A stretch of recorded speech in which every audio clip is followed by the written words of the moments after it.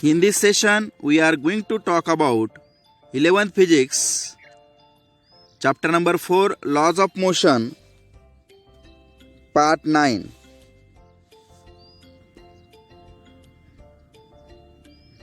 First point is stable, unstable and neutral equilibrium. Figures 4.10a, b and c show a ball at rest in three situations under the action of balance forces. In all these cases, it is under equilibrium. However, potential energy wise, the three cases differ. Figure 4.10 as states of mechanical equilibrium: A stable, B unstable and C neutral. Figure 4.a shows the states of mechanical equilibrium as A stable, B unstable and C neutral. Next point is stable equilibrium. In figure 4.10a, the ball is most stable and is said to be in stable equilibrium. If it is disturbed slightly from its equilibrium position and release, it tends to recover its position.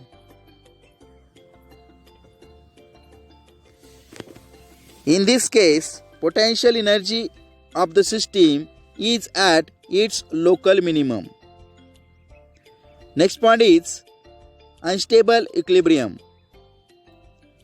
In figure 4.10b, the ball is said to be in unstable equilibrium if it is slightly disturbed from its equilibrium position, it moves farther from that position. This happens because initially potential energy of the system is at its local maximum. If disturbed, it tries to achieve the configuration of minimum potential energy. Next point is neutral equilibrium. In figure 4.10c, potential energy of the system is constant over a plane and remains same at any position. Thus, even if the ball is disturbed, it still remains in equilibrium at practically any position. This is described as neutral equilibrium. Next point is center of mass. In this, we can explain mathematical understanding of center of mass. First, system of n particles.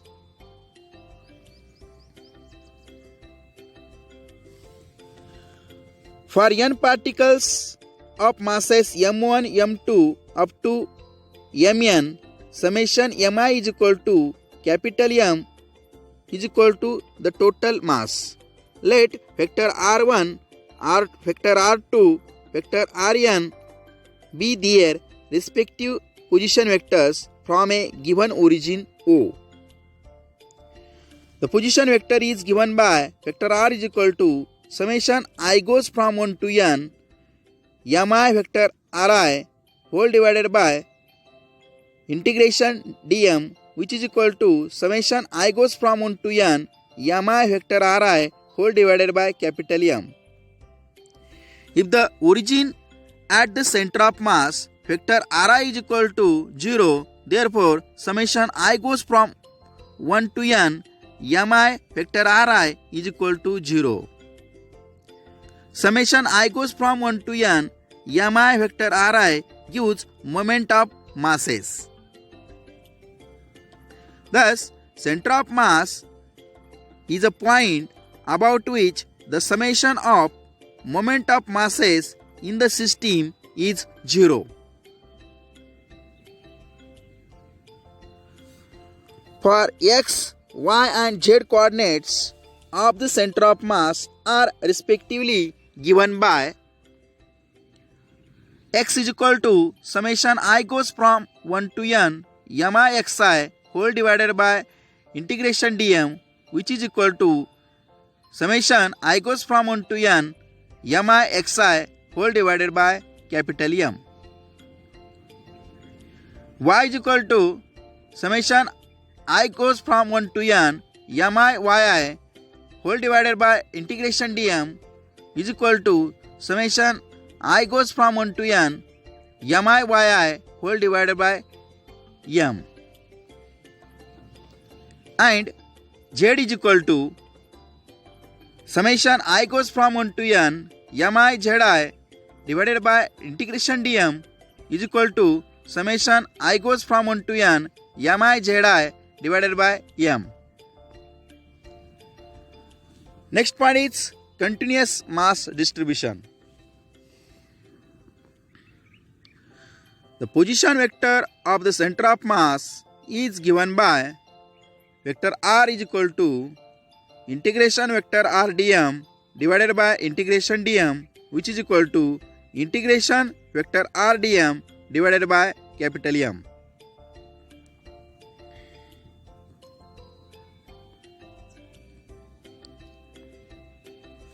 Here integration dm is equal to capital M is the total mass of the object.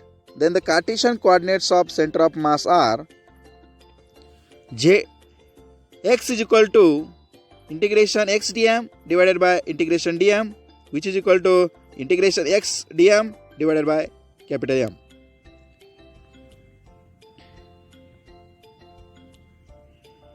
Y is equal to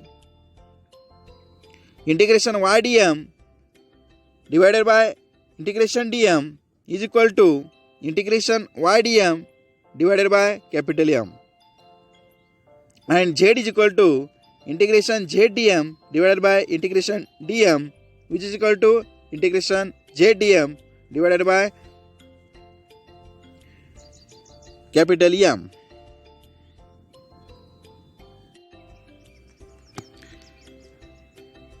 Using the expressions given above, the center of mass of uniform symmetric objects can be obtained. Some of these are listed in the table 4.1 given below.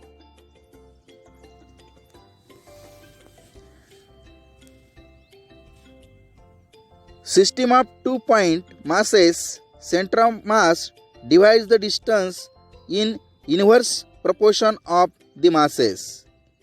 Any geometrical symmetric object of uniform density. For isosceles triangular plate, x is equal to 0, y is equal to capital H upon 3. For right angle triangular plate, x is equal to capital P upon 3, y is equal to q upon 3. Thin semicircular ring of radius r, center of mass xc is equal to 0 and yc is equal to 2 capital R divided by pi.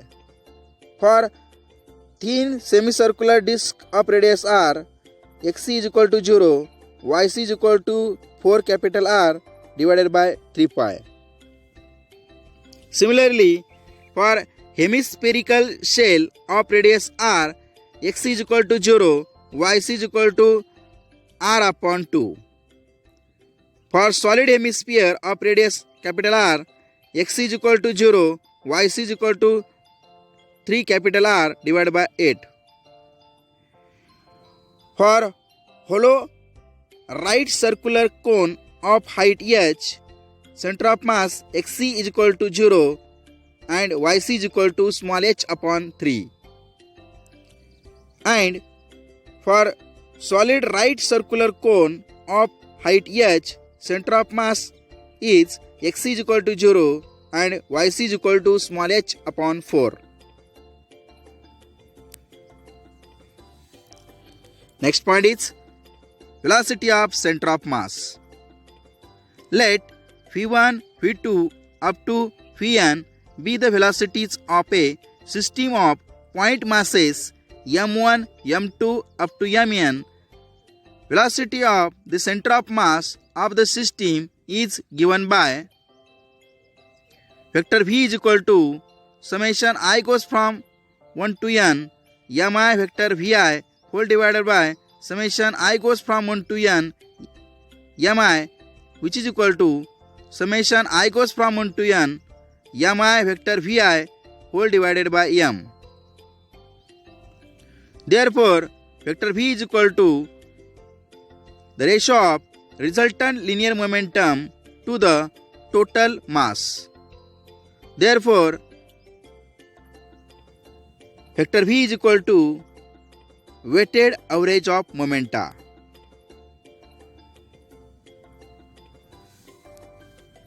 X, y and z components of velocity can be obtained as vector v cm is equal to integration vector v dm upon m.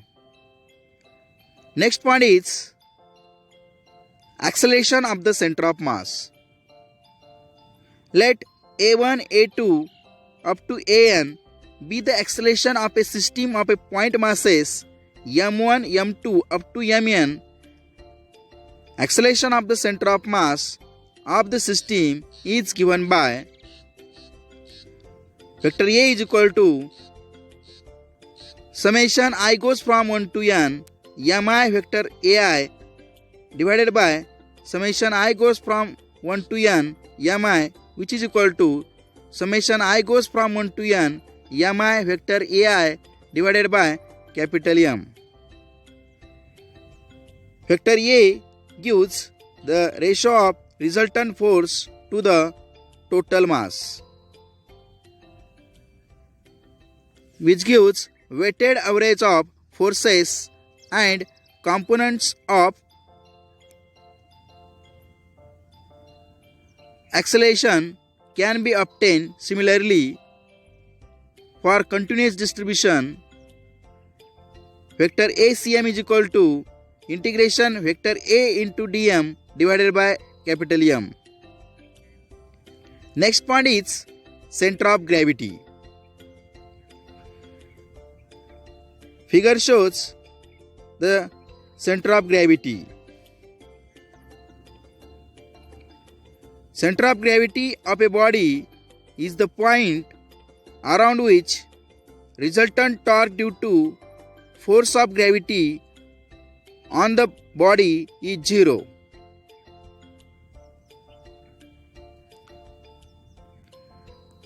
Analogous to center of mass, it is the weighted average of gravitational forces,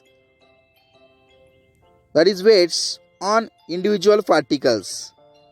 For uniform gravitational field, in simple words, if g is the constant, cg always coincides with cm. Obviously, it is true for all the objects on the earth in our daily life.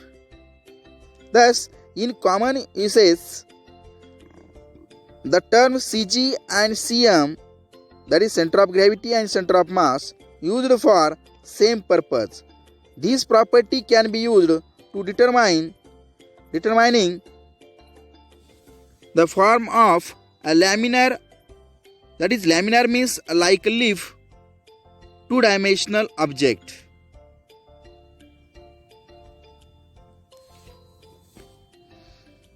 The figure 4.12, which is already shown, a laminar object is suspended from a rigid support at two orientations. Lines are to be drawn on the object parallel to the plumb line shown. Plumb line is always vertical, that is parallel to the line of action of gravitational force. Intersection of the lines drawn is then the point through which line of action of the gravitational force passes for any orientation. Thus, it gives the location of the center of gravity or center of mass. Center of mass is a fixed property for a given rigid body in spite of any orientation. The center of gravity maybe depends upon non-uniformity of gravitational field in turn will depend upon the rotation. For objects on the earth, this will be possible only if the size of an object is comparable to that of the earth, that is, size at least few thousand kilometers. In such cases, the center of gravity will be slightly lower than the center of mass, as on the lower side of an object the gravitational field is stronger. Of course, we shall not come across such an object. Thank you.